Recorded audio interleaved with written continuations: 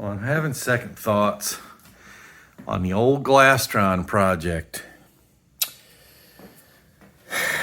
Here's the latest. I gotta crawl into there and look, because that was my complaint, is you can't get to this center stringer board, right, to replace it. The other two on the outside are solid. I know it looks ugly and dirty, but that could be cleaned up. But the fiberglass and wood is solid on the two outside stringers, except for this one little back pleat piece where it's not hard to splice a piece in there, in my opinion.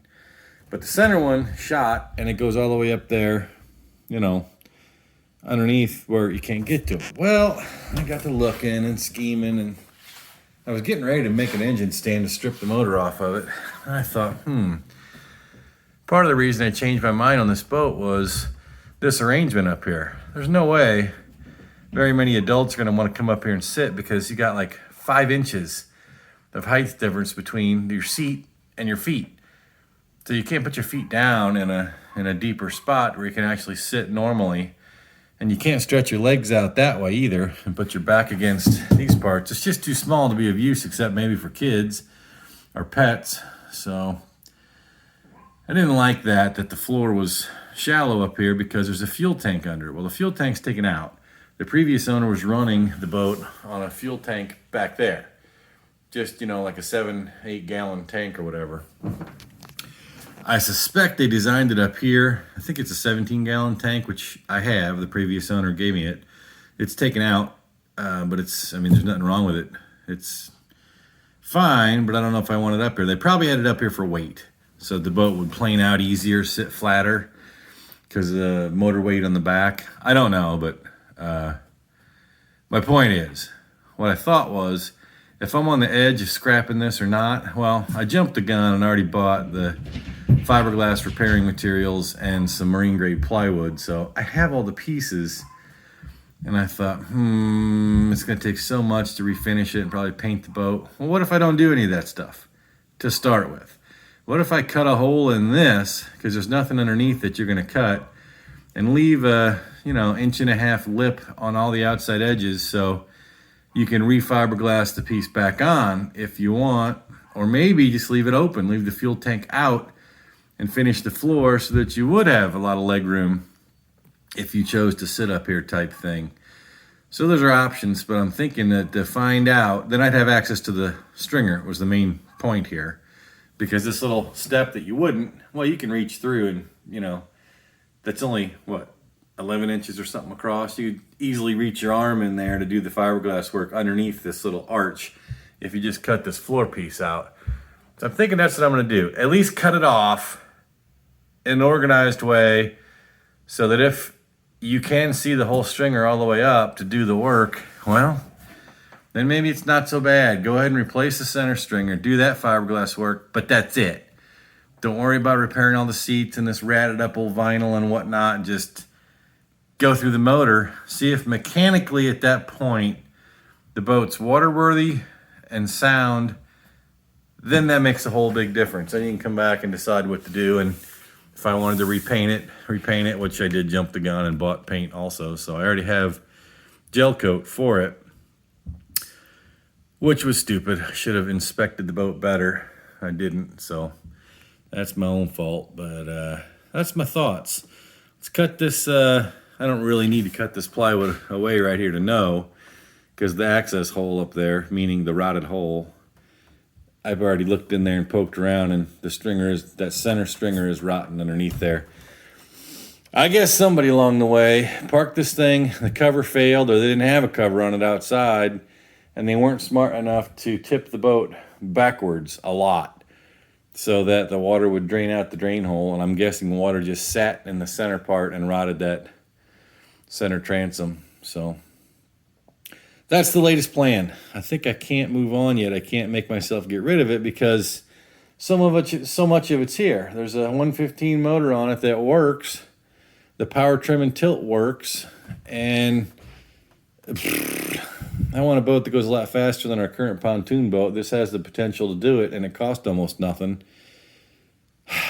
Can't let it go. So I'm gonna try to cut the floor off right there, see what's under there, and if I have access to the whole length of that center stringer, then I guess I'm gonna attempt to go ahead, replace that center stringer, and splice on these back parts, do a little rebuildy, and then go ahead and fiberglass the floor in here. Because again, I already have the marine grade plywood to do it with, just got to do it.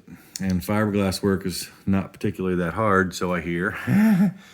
I haven't done it yet, but I have all the stuff to do it. So, well, if I do all that and I check the outside of the hull and do a few little patches on some questionable fiberglass work that I've seen underneath it, I think in short order it'd be waterworthy.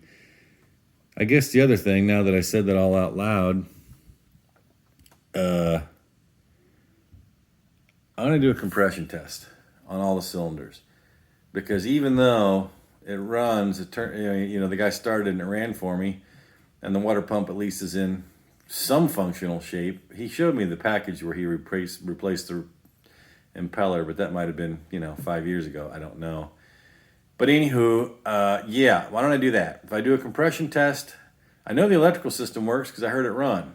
I know the carburetors work, but probably need cleaned because I heard it run. It's got a good prop on it. I saw it go into gear. I saw the power trim and tilt work, so I know that mechanism functions. So if I do a compression test and there's good compression in all 6 cylinders, then mechanically the big part, expensive part of the boat ought to be good. Then maybe I'll cut the floor and look in there. I think now that I spend the time thinking, that's the common sense way to do it. Instead of what I did earlier where you buy a bunch of parts before you've actually looked into it. So let's go through the motor and see if we at least got good compression on all 6 cylinders. If that's the case, I'm cutting the floor open and looking. Then I can see if I've got access to that stringer. I guess I'm not giving up on it. I already went to the license office and have all this titled and licensed and legal, so it'd be kind of stupid, I guess. But it'd be a ton of work later, even if everything works and get the stringer replaced and the motor works great and the thing scoots. I still got to buy all new seats for the interior, and the whole rest of this looks like garbage. There's the cracked dash over there. Be a ton of work, but I'm not opposed to half-assing. Meaning, maybe not getting the correct paint, maybe just painting these faded dash components kind of thing. Maybe use little lightweight fiberglass and reconstruct the corner there, and that's as good as it gets, and then just spray paint those whatever color seems to match. That kind of half-assing. I'm just not sure. But that's getting ahead of myself again, because I love to get ahead of myself. Let's make sure the motor's good. Then let's cut into the floor if it is and see if we can proceed. Here's what we got so far. There's the chunk of the floor that got cut out. My blades didn't like it. It's about a 1/4 inch of fiberglass on there, and then the rest is plywood. Very solid stuff. Well, I don't think there'll be a problem getting access to that stringer, so I guess I'm going to attempt to fix it. Cut the floor, plywood next around that center stringer, and get it up to here. And the whole length of it should be exposed. I'm going to leave that arch, and then, well, I kind of was thinking this cutout area, the easy way to fix it was to leave this lip here, put a new piece of plywood on top of it, and glass it in. And you'll lose, I don't know, 3/4 or so, or an inch. But I think it was already useless. I mean, it's flat up here, but there never was any leg room. You got like 5 inches of space between cushion and feet, so nobody was gonna use it like that. And the backrests aren't very comfortable, so nobody was really, except kids, were gonna sit up here and lean against the back with their feet forward. And you can't turn sideways and put your feet into the hole. It just was too shallow with that fuel tank there, so I'm not sure what we're gonna do yet. The other option, which I'm kind of liking better, would be to clean up these corners better, make the lip a little more uniform, and leave it at that height. because that plywood's gonna, well, part of it's gonna have to get replaced as well and glassed, and then the whole thing painted down there. So I don't know. Haven't decided. I don't know if I'm gonna put that piece back in that I cut out. I don't think so, but I'm not positive. Gotta think about that some more. But the next step, as I said many times now, I'm getting sick of hearing it, is to cut this plywood off and have access to the full length of that center stringer. That's next. Well, hole's been cut. Let me flip you this way. Moment of truth, I guess. Oh.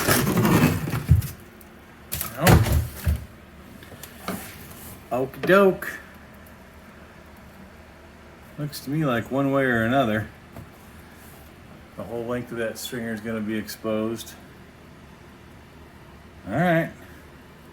Heck, maybe I get lucky. I have to get up there and poke around, but maybe it's solid up here and it just rotted at the bottom. And I can just cut out a portion and splice in from somewhere right under here back. I don't know. We'll see. Got to poke at it and find out. Well, it's pretty bad.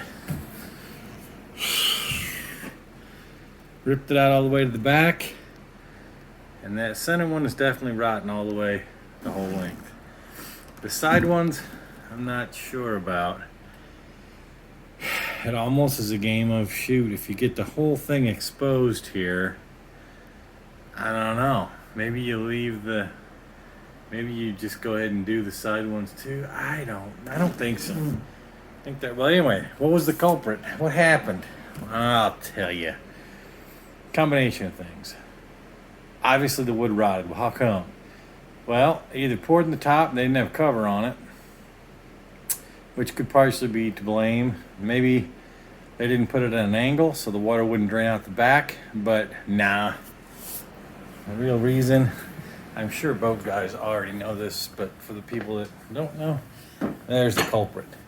All that foam was soaked, laying right up against the wood. So if you get one blemish in the fiberglass material, that you're just holding the water against that wood in there.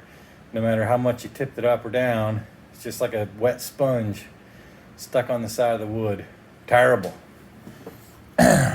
Closed cell foam, I would think, would be the answer. So you can't get water sitting in it. And then don't have an airspace. Oops, you can't see anything. Have an airspace right next to the stringer where water can run out the back. And then when you park it, not only cover it, but you know, if it gets rained in, any of that, pull the plug back here, all the way at the very bottom, tip the front of the boat way up in the air, so all the water, if there is any, runs out that hole. I'm thinking another thing to do might be to put in ventilation to keep it dry. And I think another thing to do would be not use wood. Use something that's impervious to water. It wouldn't matter. Carbon fiber. Of course, that cost $1 million for 1975 boat. Boop! Anyways, if I can negotiate over this, oh, God almighty, pile of stuff. There's the other side. So at least there is room to get at the center spar, and that is probably all that it's going to take. All this fiberglass would be repairable if I really wanted to. The thing that makes this stupid is the outside of the boat. It's not that great. If it was a case of the outside of the boat had been well maintained, it was nice, but the inside had gotten wet and rotted over time, it wouldn't be so bad. But this is dumb. I'm still going to do it, most likely, but it's pretty dumb. Get this all fixed up and then spend $600 or more on seats for it. Just, well, then I guess I'm going to do it for $1,100. My dad sort of sponsored the project because he just wanted to see it happen, so he coughed up $1,000 towards it. So I guess really, I'm not into it for very much. The end result is not going to be a boat that's worth what got put into it, but it might be worth it in the sense that, well, you got a working, fun, runabout that is solid down to the bottom if you put forth the effort. So that's what it looks like. Don't know what's next.